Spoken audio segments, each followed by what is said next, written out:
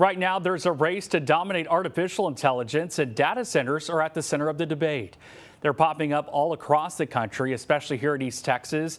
And now President Trump is moving to fast track federal permits, calling the industry critical to U.S. competitiveness.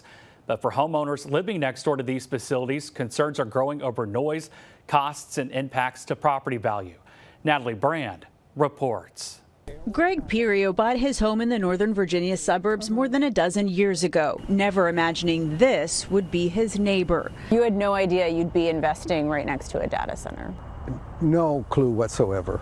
It's one of around 200 in Loudoun County, considered the data center capital of the world and essential infrastructure in the AI race. We're leading the world in AI by a lot. President Trump has signed executive action to fast-track federal data center permitting and try and limit regulations. This is like a second industrial revolution in the United States. But Pirio says neighboring homeowners have concerns about noise and air pollution, rising electricity costs, and what it will mean for their property values long term. That's where our savings are, where we have our generational wealth. Do you want more of these in your backyard?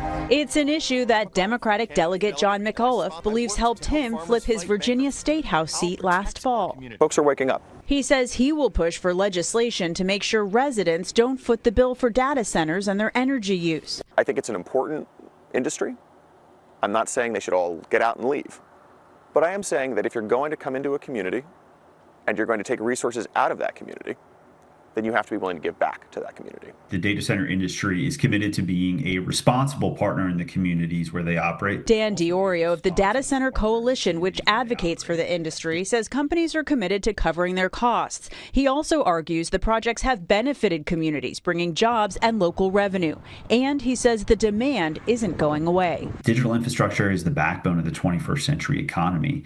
Increasingly, it is an essential part of ensuring the United States global economic competitiveness, and it's a national security imperative.